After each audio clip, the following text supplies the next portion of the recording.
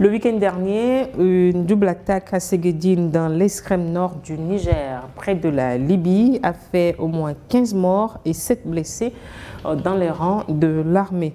L'assaut a été revendiqué par le mouvement patriotique pour la liberté et la justice, un groupe réclamant le retour de l'ancien président Mohamed Bazoum au pouvoir.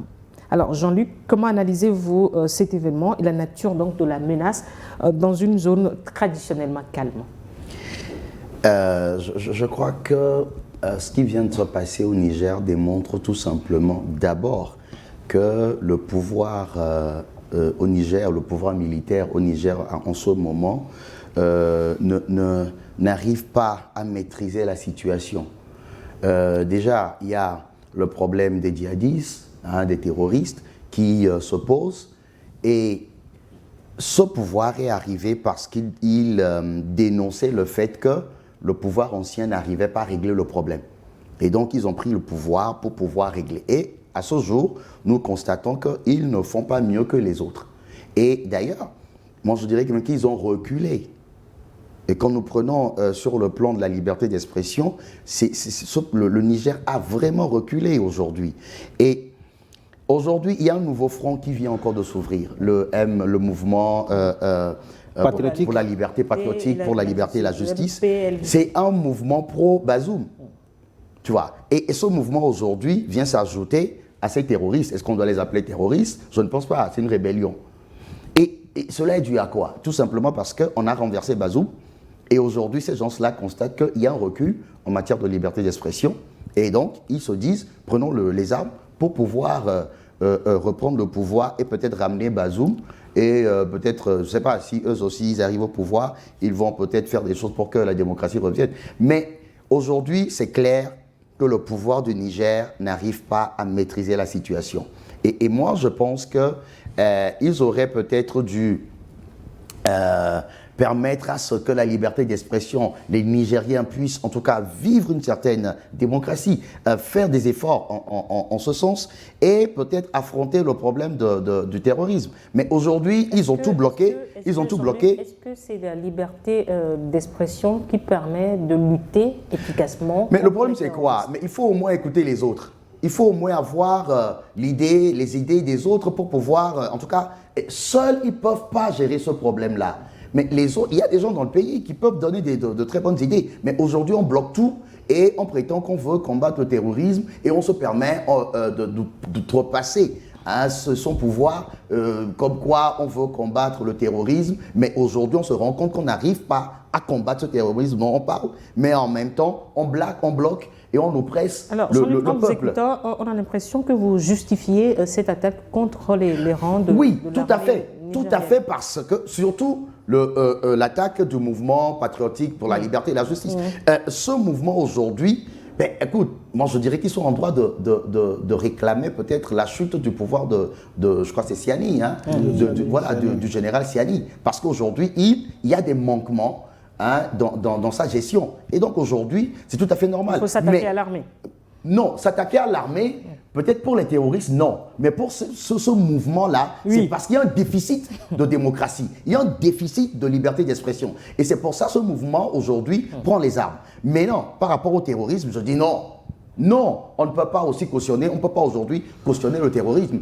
Et ce que je dis, le pouvoir de Siani dit, c'est pour contrer le terrorisme, c'est pour arrêter cela. C'est pour ça qu'ils ont pris les armes, c'est pour ça qu'ils sont arrivés au pouvoir. Aujourd'hui, nous sommes devant le fait accompli, enfin, nous sommes devant la réalité. Ils n'ont pas pu. Le pouvoir de Siani n'a pas pu régler le problème. Je ne sais pas combien d'années ils vont prendre pour régler le problème du terrorisme. Et donc, pour moi, qu'ils ouvrent le champ aux autres pour pouvoir permettre ensemble avec les Nigériens de trouver une solution pour cela. Alors, moi, il y a une chose justifiée, une autre tenter d'expliquer. Quelle est la signification politique donc, du positionnement du MPLJ qui revendique cet acte tout en soutenant l'ancien président déchu Mohamed Bazoum? Non, je crois que la position politique, elle est claire. Déjà, en réclamant la libération de Mohamed Bazoum, je pense que ce mouvement a déjà donné sa situation politique, hein, sa position est politique. Ça veut dire quoi? Ce n'est pas un mouvement qui est un mouvement rebelle, à ce que je sache, c'est un mouvement qui veut l'avancement du Niger, l'instauration de la démocratie, et ça passe d'abord par la libération de l'ancien président Mohamed Bazoum. Je pense que dans cette logique, et je me pose la question, s'il fallait quand même attaquer pour qu'on en arrive là, ça aussi c'est une autre perte, oui, pour une autre perte de mal. Mais nous le disons partout, hein, je suis constant dans ce que j'ai toujours dit. Je dis que par rapport à cette lutte, par rapport à la venue et à l'arrivée au pouvoir de plusieurs personnalités au niveau du Sahel, particulièrement au niveau du Niger, c'est parce qu'il y avait une situation aujourd'hui. Il faut comprendre qu'il ne faudrait pas attendre de lutter totalement contre l'insécurité, lutter totalement avant de pouvoir engager des discussions, ouvrir les vannes pour que ceux-là qu'on voit, ceux-là qu'on pense qu'on peut discuter, avec qui on peut discuter pour pouvoir faire en sorte que le pays puisse reprendre le chemin de la démocratie, qu'ils le fassent. Je pense que c'est très important. On ne sait pas jusqu'à quand le problème du terrorisme va être résolu, mais je pense que nous sommes quand même convaincus que lorsqu'on va ouvrir les discussions avec beaucoup d'acteurs au niveau du pays, on peut quand même s'entendre et déboucher sur quelque chose pour remettre le pays sur les rails. Je pense que c'est ça le plus important aujourd'hui dans ces pays du Sahel, particulièrement au niveau du Niger. Mais, encore une fois, par rapport à ce mouvement, je me demande s'il fallait quand même attaquer pour qu'on puisse sentir que le mouvement est là, pour qu'on puisse sentir, oui, pour qu'on puisse savoir qu'il faut libérer Mohamed Bazoum pour qu'on puisse s'entendre. Ça, c'est là où moi, je suis un peu étonné, mais il pouvait faire d'autres mouvements, c'est vrai. Lui, il a dit que la liberté d'expression n'est pas celle que nous connaissons, mais moi, je pense que aux autorités nigériennes, il est temps quand même pour que, pas que aux autorités nigériennes, c'est vrai que c'est du Niger qu'on parle, mais je pense qu'au niveau du Sahel, il est temps quand même qu'on puisse revoir leur positionnement. Et je suis toujours constant là-dessus, je l'ai toujours dit, il faut ouvrir, savoir avec qui il faut discuter pour pouvoir remettre le pays sur les rails. Alors, Credo, le mouvement patriotique pour la liberté et la justice réclame donc le retour au pouvoir de Mohamed Bazoum. Et s'en prend aujourd'hui aux soldats de l'armée. Est-ce que vous redoutez d'autres attaques? Non, je crois que avec cette posture, c'est lancer un message aux autorités de l'heure du Niger pour dire que vous aurez de l'insomnie. Et le fait de dire, de poser comme base principale, comme condition sine qua non la libération de Bazoum après presque 3 ans, de déchéance de pouvoir politique. Donc je crois que... La libération ou son retour? La libération suppose son retour. Pas forcément. On peut le libérer, le pousser à l'exil, peut-être. Non, vous avez vu que même au début, jusqu'à aujourd'hui, l'ancien président Bazoum a refusé de signer sa démission. On dit chez nous que lorsqu'un aveugle te dit que je vais te lancer une pierre, c'est parce qu'il a mis déjà le pied sur la pierre. Donc, on s'était posé des questions. Qu'est-ce qui rassurait le président Bazoum pour refuser de signer la démission en ce moment-là, malgré toutes les pressions qui étaient exercées sur lui? Donc, il nous en souvient également que selon l'histoire même, ou bien selon l'information politique, Bazoum n'était pas un saint non plus. Donc, Bazoum aussi avait participé à des mouvements de ce type. Donc, aujourd'hui, c'est vrai, avec l'attaque meurtrière, on peut considérer que c'est le dispositif sécuritaire des autorités actuelles qui est mis à rude épreuve, mais cela ne saurait expliquer qu'on veuille le retour au pouvoir d'un président déchu et puis qu'on préfère passer par ces genres d'attaques contre des positions armées. Je voudrais également nuancer, si vous le permettez, quelques points développés par mon cher ami Jean-Luc lorsqu'il parle du déficit de démocratie. Aujourd'hui, le Niger est en guerre. Le Niger est en guerre contre des forces djihadistes que moi j'assimile à des forces occultes. Donc, lorsqu'un pays est dans une situation assez spéciale, on ne saurait systématiquement évoquer les règles de démocratie. Mais on peut appeler à ce que une fois, et il est évident aussi que les soucis sécuritaires ne seront pas résolus par une baguette magique. Donc il va falloir que, au moins, que les nouvelles autorités du Niger puissent s'assurer qu'ils ont le contrôle sur le plan sécuritaire à plus de 90% avant de lancer encore, d'ouvrir encore le champ politique. Il a également parlé de la liberté d'expression. Vous savez, la liberté d'expression, nous la réclamons toujours. Et le déficit aujourd'hui, c'est qu'à un certain moment, pour faire face à ces forces occultes, il va falloir qu'on se la boucle un peu et que les spécialistes de la sécurité puissent faire leur travail. Donc aujourd'hui, je ne saurais encourager ces genres d'attaques pour réclamer le retour au pouvoir de Bazoum. Ça ne va pas prospérer et ça ne fera qu'endurcir la position des autorités actuelles. Mais on se demande, si c'est aujourd'hui les positions des forces armées nigériennes qui sont attaquées, cela aura des victimes collatérales. Et les victimes collatérales, ce sont les mêmes populations qui, une fois, s'ils parvenaient, je dis en griffe, s'ils revenaient au pouvoir, vont diriger même ces populations qu'ils auront déjà contribué à anéantir, à tuer gratuitement. Ce n'est pas une bonne voie que de prendre les armes, d'attaquer les forces armées nigériennes pour prétendre réclamer le retour au pouvoir de Bazoum. Ce n'est pas une bonne chose.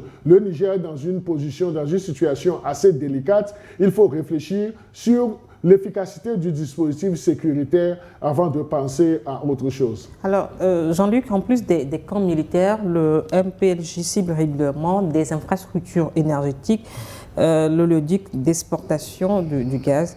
Quel est donc l'impact de ces actions sur l'économie du Niger?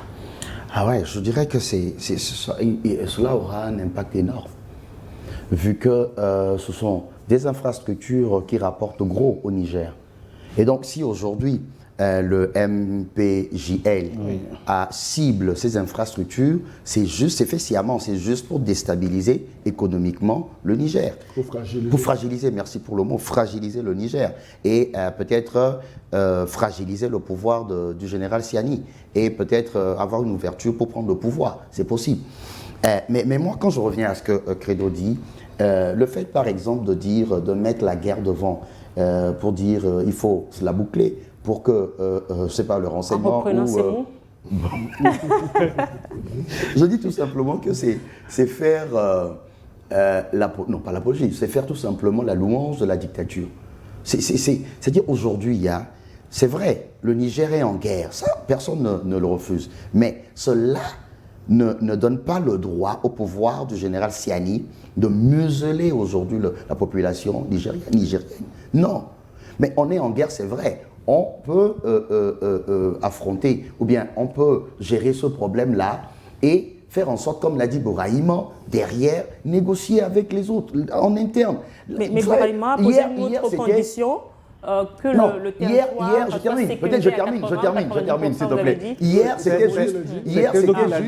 Hier, c'était juste les terroristes. Mais aujourd'hui, il y a un autre front qui vient de s'ouvrir. Et donc, moi, je me dis, si c'est qu'il y avait des discussions en interne, il n'y aurait pas le MPJL qui allait aujourd'hui sortir la tête et cibler les infrastructures pour déstabiliser le pays. Alors, Jean-Luc, la plupart des pays en 2020-2022 n'ont pas connu cette lutte contre le terrorisme, mais une crise sécuritaire liée au Covid-19 et ont annoncé donc un état d'urgence sanitaire. Il vous a été demandé, si on veut emprunter le mot credo, de la boucler. Est-ce qu'aujourd'hui, la lutte sécuritaire n'est pas assez suffisante pour ces autorités nigériennes pour continuer leur travail et ne pas forcément demander qu'elles soient atteignées? Merci peut-être de revenir en arrière. Moi, j'estime que c'était de l'exagération. Avec l'urgence sanitaire, l'état d'urgence, c'était de l'exagération. Covid, c'est vrai, on pouvait gérer, mais aller jusque-là, c'était de l'exagération. Maintenant, aujourd'hui, si on veut nous dire qu'on est en guerre, et c'est pour ça qu'on doit la boucler... Contre le terrorisme, c'est pour ça qu'on doit la boucler, je dis non. Non, soyons sérieux. Non, oui, non, moi je pense que il faut être raisonnable, hein, il faut être raisonnable dans ce que nous disons. La question qu'il faut se poser, c'est jusqu'à quand cette lutte contre le terrorisme va se terminer, va s'arrêter. Ça, c'est le premier point. Mais le second point, je crois que pour ces pays, particulièrement pour le Niger, il ne faut plus ouvrir d'autres champs de bataille, d'autres fronts. Ça va être un peu compliqué. Est-ce qu'il est possible aujourd'hui pour les autorités du Niger de déterminer la fin de la guerre contre le terrorisme? Et elles ne peuvent pas déterminer, mais elles peuvent quand même engager. Cette question, oui, oui, mais elles peuvent quand même engager ou bien poser des actes qui prouvent cette bonne volonté de pouvoir rapprocher les points de vue et maintenant choisir, savoir ce avec qui il faut discuter pour qu'ensemble, qu'on puisse voir qu'est-ce qu'il faut faire pour le développer. Peut-être ceux-là qui sont en dehors, ou bien ceux-là avec qui on va discuter, peuvent apporter également, peuvent avoir aussi leur apport dans la lutte contre le terrorisme. Mais je dis, si nous ne savons pas faire, surtout au niveau du Niger, si nous ne savons pas faire, ça va paraître comme une sorte d'étouffement. Et à un moment donné, si on ne sait pas faire, c'est au niveau de la population. Déjà, il y a un mouvement qui est là et qui veut affronter, qui dit soutenir Mohamed Bazoum. D'autres mouvements peuvent surgir et la gestion sera peut-être difficile par rapport à ces autorités. Moi, je le dis, c'est vrai.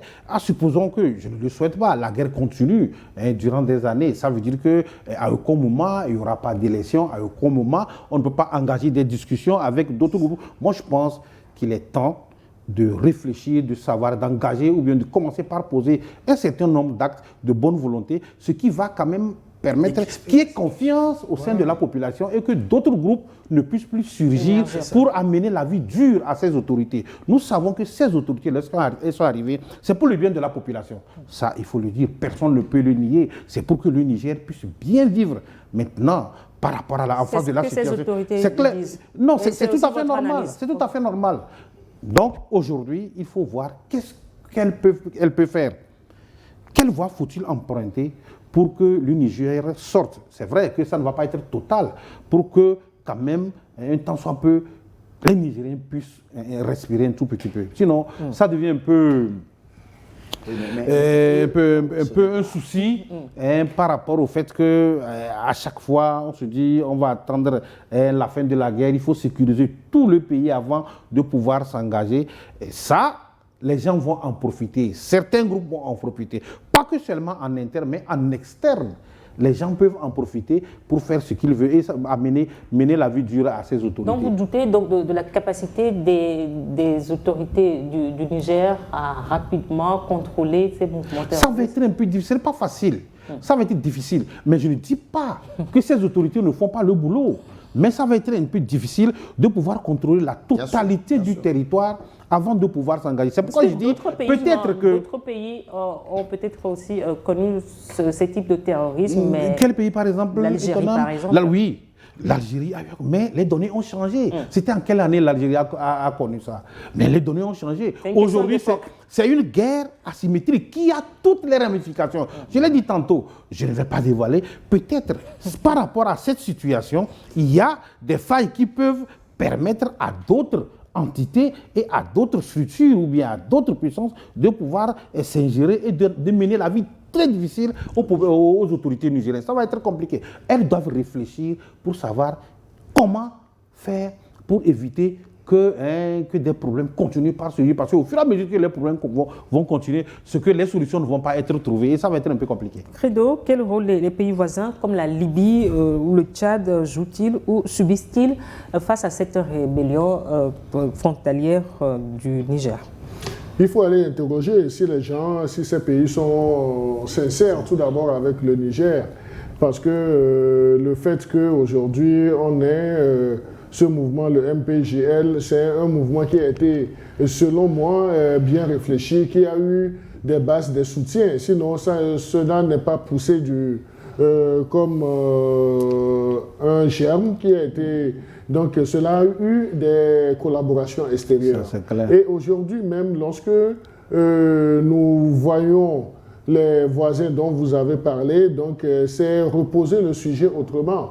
Donc on veut encore faire du retour de M. Bazoum un sujet d'actualité.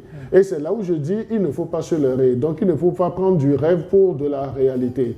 Et le fait que ce mouvement est inscrit comme premier mobile le retour de Bazoum au pouvoir, ce mouvement même sait que c'est un rêve qui ne sera jamais une réalité dans le contexte là. Et dire que les nouvelles autorités vont débarrasser le plancher assez facilement pour remettre en selle l'ancien président déchu, Mohamed Bazoum.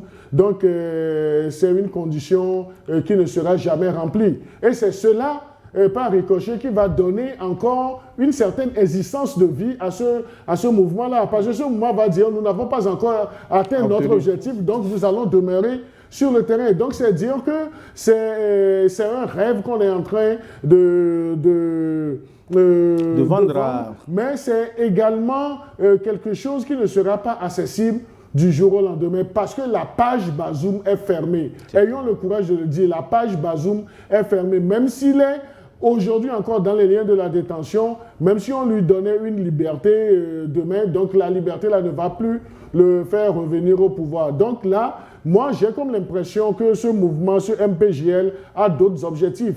Parce que vous avez posé une question. Pourquoi, une question s'il vous plaît, pourquoi est-ce que ce même mouvement s'attaque aux infrastructures énergétiques? Donc c'est dans une démarche d'affaiblissement du pouvoir. Parce qu'on sait qu'aujourd'hui, le Niger, sur le plan international, est combattu par d'autres puissances qui, hier, sous Bazoum, participaient même à l'action du gouvernement et pillaient même les ressources du pays. Donc les ressources, et vous avez vu également que dans l'histoire de ce gouvernement, de cette gestion de Tiani, il avait eu à employer la main forte par rapport à certaines structures qui opéraient dans le secteur minier.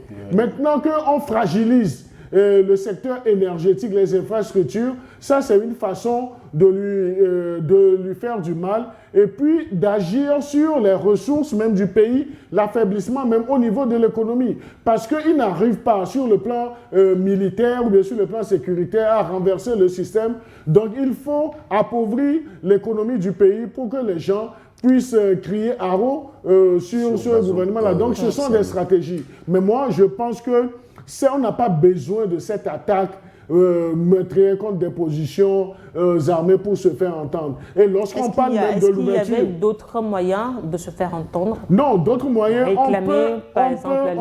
on peut provoquer ce sujet-là. Donc aujourd'hui... En faisant quoi? Non, mais... dans un autre débat. Le mouvement patriotique pour la liberté. Dans un autre débat. Donc on peut essayer de créer d'autres cadres de discussion. Moi je dis c'est mal parti même pour ce mouvement. Parce que son premier objectif, c'est le retour au pouvoir de Bazoum. Ce qui est impossible et ce qui sera impossible. C'est un argument qu'ils veulent utiliser. Mais eux-mêmes, ils savent que c'est impossible. Oui, eux-mêmes, ils savent que c'est impossible. C'est un argument qu'ils veulent utiliser. Donc, c'est un sujet irréalisable. Disons-nous la vérité. Et c'est ça qui va faire la perpétuation. Parce que Mohamed Bazoum n'est pas allé au bout de son mandat. Mohamed Bazoum n'est pas allé au bout de son mandat. Mais la page de Mohamed Bazoum, je vous dis que c'est fermé. C'est fermé aujourd'hui. Ça ne sera plus réouvert parce qu'il y a un autre système politique, militaro-politique qui est en place. Qui peut aussi être renversé, il ne faut pas l'oublier. Non, je n'en disconviens pas. Si des gens ont aujourd'hui le pouvoir de tenter un certain renversement du pouvoir de Tiani, donc ils n'ont qu'à faire l'exercice et puis on va voir. Pas parce que ce qu'il ne faut pas oublier, aujourd'hui, le pouvoir de Tiani se met à l'abri de tout renversement politique, de tout renversement militaro-politique. Maintenant, si on a d'autres sujets qui puissent toucher à la conduite de la vie de la cité, donc je crois qu'ils peuvent créer d'autres cas de discussion. Credo, je suis parfaitement d'accord avec Credo par rapport au fait que la page Bazoum vraiment est tournée et je pense que le mouvement également le sait, mais comment faire pour se faire entendre, c'est justement à travers cette argumentation, le fait qu'on réclame le retour de Mohamed. Mais là où il faut avoir peur, c'est ce que je l'ai dit, là où il faut avoir peur, c'est le fait qu'il n'y ait plus d'autres mouvements qui surgissent et qui fragilisent complètement le pouvoir. C'est vrai qu'au niveau du Niger, les dispositions sont prises pour pouvoir éviter,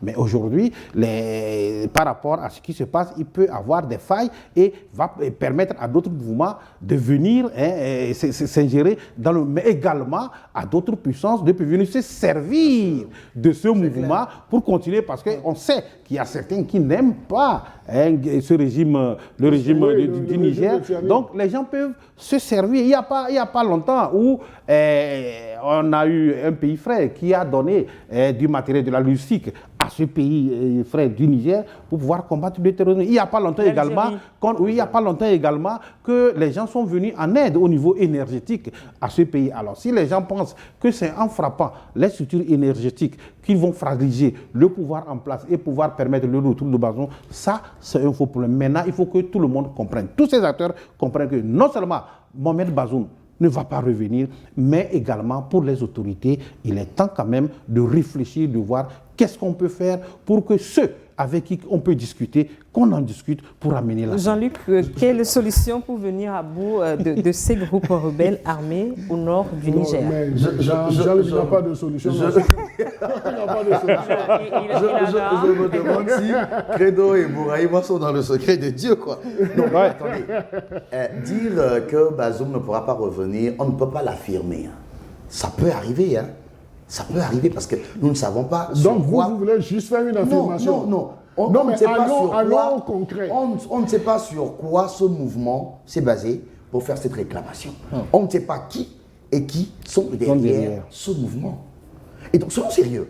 Moi, ce que je dis, la solution, c'est que le pouvoir en place au Niger discute... Fasse une ouverture. Une ouverture, des dialogues, discute avec la société civile, les partis politiques. C'est quand même curieux que Credo soit d'avis. Là où il faut être d'avis, il est d'avis. Hein. Mais là où il ne faut pas être d'avis, d'accord. Il se connaît. Discuter et, comme l'a dit Bouraïma, ne plus permettre à ce qu'il y ait d'autres ouvertures de front. C'est le plus important. Parce qu'aujourd'hui, un autre front peut s'ouvrir. Ça va fragiliser le pouvoir. Et donc, moi, je pense qu'il faut discuter, il faut qu'il y ait d'ouverture pour qu'il y ait une décrispation, que les gens se sentent à l'aise et maintenant, ensemble, voir comment régler ce problème de terrorisme. Nous vous retrouvons après une courte pause. Le temps pour vous de suivre une nouvelle édition de Journal sur votre chaîne. À très bientôt.